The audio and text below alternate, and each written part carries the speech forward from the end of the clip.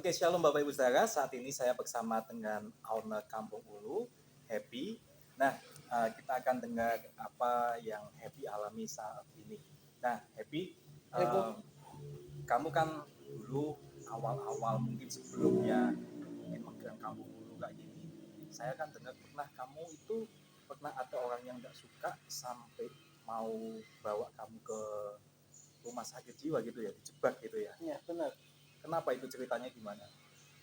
Ya dulu kan masa transisi peralihan dari saya ke adik saya. Dari kamu ke Adik saya. adik kamu? Ya, Nita Yuwono. Oh, waktu itu kenapa kok ada orang yang coba jebak kamu kayak gitu ya? Ya perjalanannya kisahnya panjang juga. Dari masalah keluarga saya tidak harmonis sampai keluarga besar juga tidak harmonis. Keluarga besar tidak harmonis. Iya. Loh, harusnya Kampung Ulu ini sudah kamu pegang kayak gitu. Sudah dari tahun 2007. Dari 2007 kamu pegang. Sampai 2016. 2016 itu lalu ada yang coba untuk ngambil alih kayak gitu ya? Ada ngambil alih. Itu waktu itu diambil alih dengan cara paksa atau gimana? Ya kalau dibilang secara halus tapi dalam tanda kutip ada sesuatu menyingkirin saya. Sampai kamu dibawa ke rumah sakit jiwa. Rumah sakit jiwa. Iya. Kok kamu itu keadaan sadar atau gimana? Kamu kok bisa dibawa ke sana? Kan? Sadar. Kamu sadar dibawa ke sana? Sadar. Kamu berontak gitu apa enggak? Iya berontak karena 4 orang saya di Joglo Majapahit. Itu 4 orang mengakunya dari kepolisian. 4 orang datang sini ngaku dari kepolisian. Iya. Lalu bawa kamu. Iya. Kamu tahunya berarti awalnya itu dari kepolisian. Kepolisian. Atas namanya ya yang mengajak itu saudara Leonardo Latif. Siapa itu? Itu ponakan paman saya. Ponakan paman saya. Ponakan paman kamu. Iya.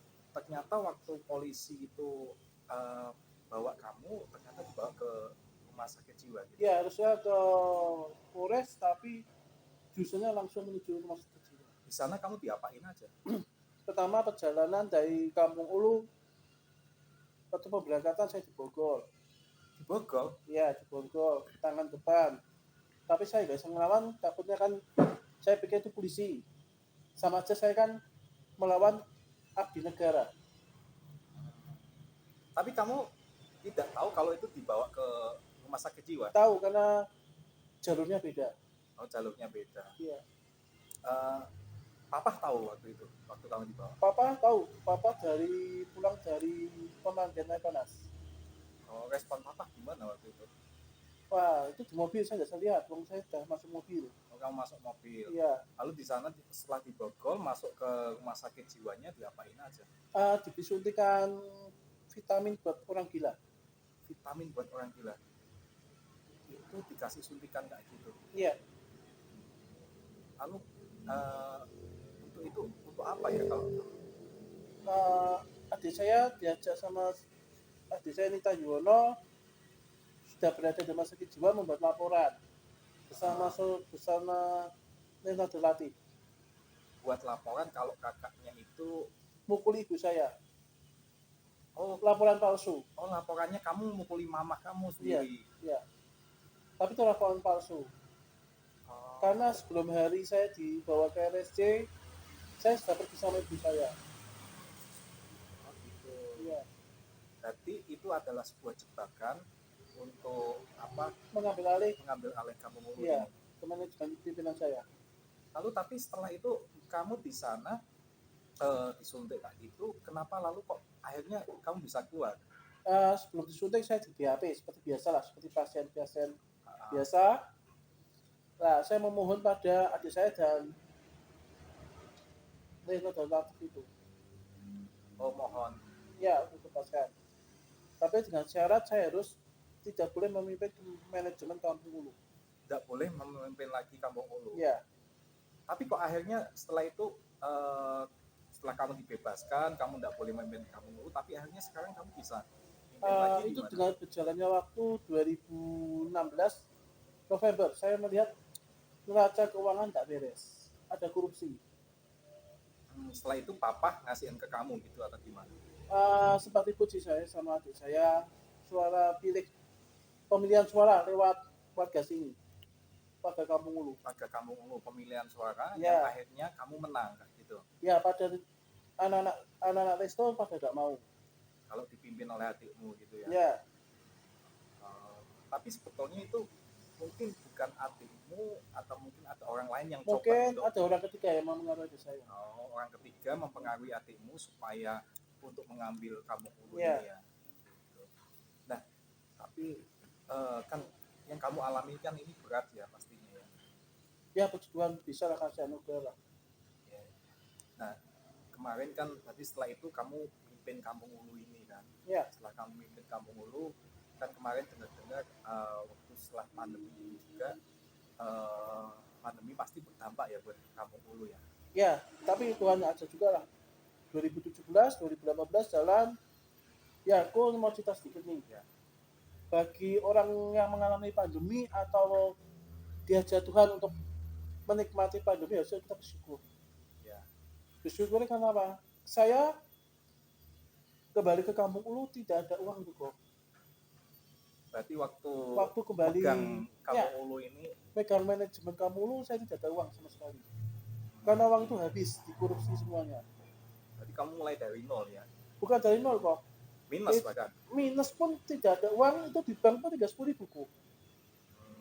Lalu apa yang kamu lakukan? Pertama saya sebagai manusia itu kan drop kok. Rasanya kok cobaan buat saya sama dari Tuhan Yesus itu kok rasanya berat banget gitu kok. Saya bilang sama Tuhan, lebih baik saya mati aja gitu loh ya kan. Saya sempat mengajukan ke papa saya pinjem sekian ratus juta, katakanlah saya mau pinjem 500 juta lah buat pemutaran perusahaan. Papa saya nggak bisa kok ya kan, karena ada sedikit masalah di keluarga juga. Karena saham dia dan dividen beliau yang di PT belum keluar kok. Nah itu saya masih hutang sama anak resto itu sekitar 70 juta sekian. Ya itu pun masih ada nota sayur, nota bahan makanan aku. Terus kita lihat bilang mau 3 sampai 400 juta itu kok. Gaji anak sini pun 70 juta nanti. Ya mau 8 juta pun 80 juta lah kok. Nah sekitar segitulah kok. Nah cita-cita saya nangis sih kok ya kan. Kalau memang Tuhan jingke, kenapa Tuhan Yesus, kenapa kok kayak gini gitu loh. Ya kan? Dan saya berdoa sama Tuhan. Bersyukur Tuhan kirim seseorang. Dia pun bukan dari orang yang takut dengan Tuhanku.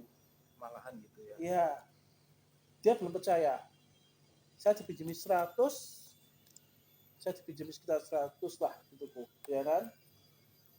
Dari itu 2017, bayangin kok, gaji 70 juta. Sisa 30 juta kok. Ya, 5 roti 2 ikan, anugerah kok dari Tuhan Yesus kok. Sampai sekarang kok.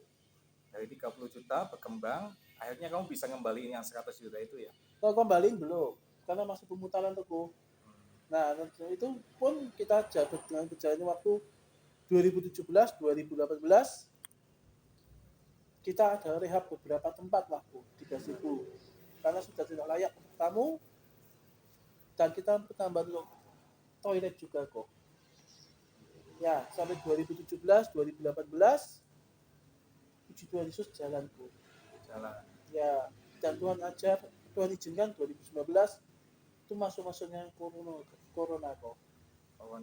Corona Tuhan ajar sampai 2021. 2021 ya. Ya, 2021. Kamu mengalami sesuatu ya di tahun-tahun itu. Kalau bilang lebih berat daripada berat kok sama 2017 Tuhan izinkan lagi terjadi goncangan. Lebih berat dari 2017 ya. Ya. Goncangannya adalah Kita wisata lumpuh semuanya Bu. Wisata lumpuh. Ya, kita habis dikorupsi. Seperti itu kok ya. Keluarga besar ada masalah juga. Ya, keluarga besar ada masalah. Keluarga pribadi Tuhan izinkan papi saya diambil sama Tuhan Yesus kok. Apa ya? Ya, tahun Januari 2017 Januari 2020. Waktu papa tidak ada itu, kalau nggak salah kamu sempat telepon teman-teman gereja, tapi tidak ada yang respon gitu ya. Ya, saya nggak telepon ya saudara seimanku, tapi saudara seiman sih saya tidak sebutkan ya kok, etis lah kok. Karena saudara seiman saya hubungi nggak bisa, saya hubungi Pastor Oi. Kok ya beliau melayani. Saya bersyukur sama Tuhan dia melayani buat tak akhir sebelum papa saya penghiburan aku. Sebelum papa saya tak akhir. Tapi kan harusnya waktu itu kan juga kamu kontak teman-teman yang biasa yang dulu pernah dibantu gitu ya. Ya, kalau aku sih tidak gitu ya kok. Aku ngayani seperti Ayub tuh ngayani kok. Ketika aku senang, teman-teman banyak. Ketika susah, ya itulah Pada kok. menjauh gitu kan. Ya, seperti Ayub, aku ngerasain sendiri kok. Tuhan ajar, tapi saya bersyukur. Setelah itu nggak berapa lama. Setelah itu nggak berapa lama lagi Tuhan izinkan kok. Izinkan sesuatu lagi. Ya, izinkan sesuatu. Ibu saya dinyusul, mama saya nyusul. 31 Juli 2001. Mama nggak ada ya? Ya, nggak ada juga. Tuhan izinkan. Kamu berarti otomatis merasa sendiri ya? Kalau merasa sendiri, ya. Tapi ya bersyukur sama Tuhan aku. Dengan kesibukannya itu Tuhan izinkan, ya bersyukur sama Tuhan. Ya gimana kok, kita sebagai manusia sih, anak sama sih bilang orang tua tuh ikhlas dikasih siapa sih kok gitu. Tapi Tuhan izinkan tidak masalah sih kok. Tapi dari sini kamu belajar banyak hal ya? Banyak hal, dan tahulah Tuhan tuh mana yang benar-benar ya istilahnya kayak panah di tangan pahlawan, benar kok.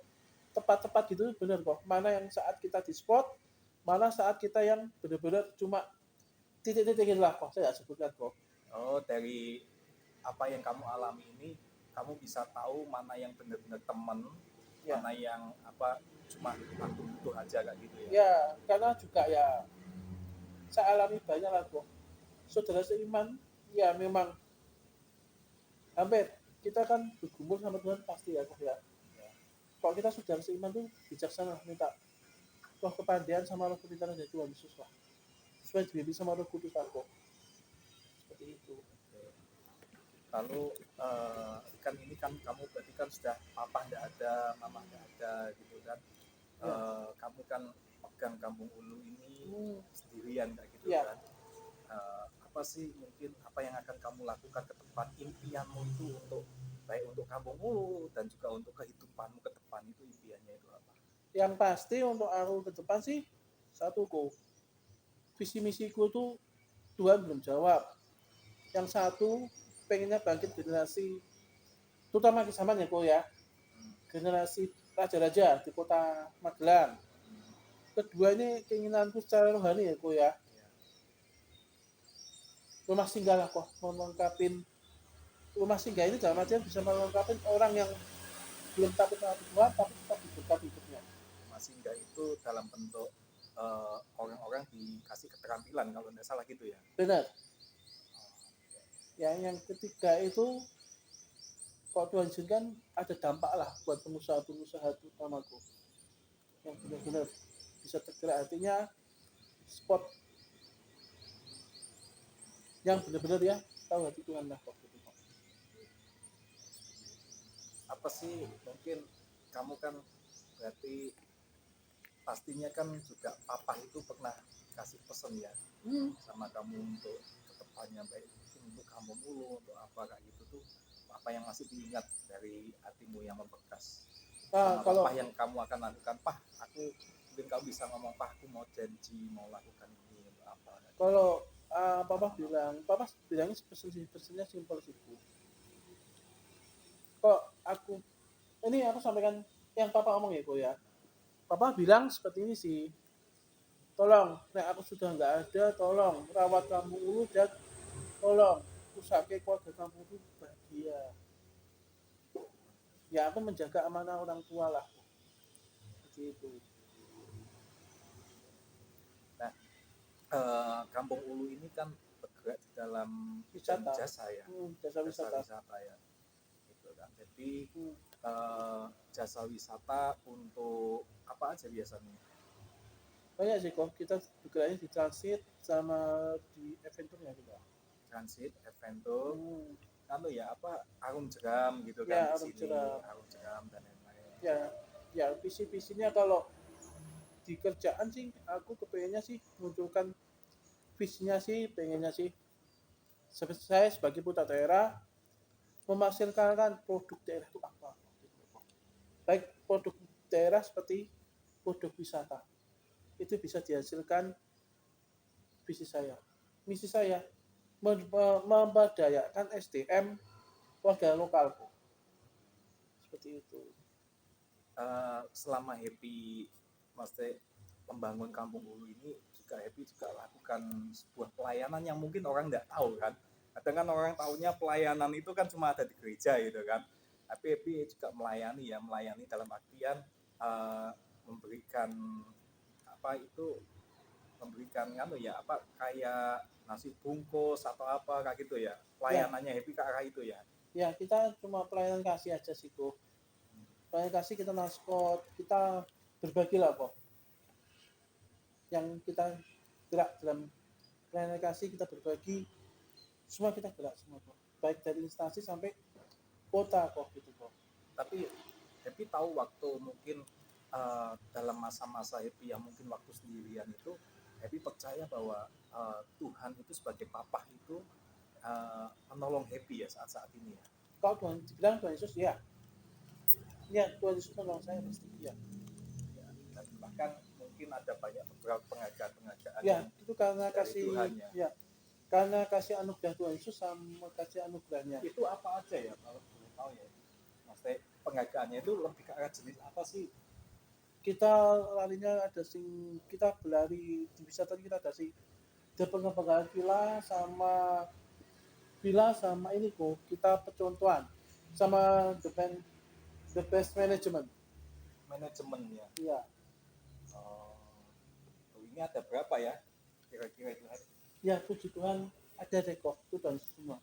Itu Roh ya. Kudus yang ngajar semuanya. Jadi waktu Happy apa semakin mendekat sama Tuhan, Tuhan berikan banyak Amin kok. kesuksesan dan prestasi kayak gitu ya. Amin. Oke, oke. Ya, mungkin Happy terakhir mungkin apa yang mungkin saat ini akan disampaikan sama penonton yang ada. Ya, shalom teman-teman, shalom saudara seiman. Dalam kondisi apapun, kita tetap bersyukur sama Tuhan Yesus. Nikmati anugerah Tuhan Yesus, nikmati kasih karunia dari Tuhan Yesus. God bless you all. Oke, Bapak Ibu Saudara, kita telah mendengar kesaksian Happy.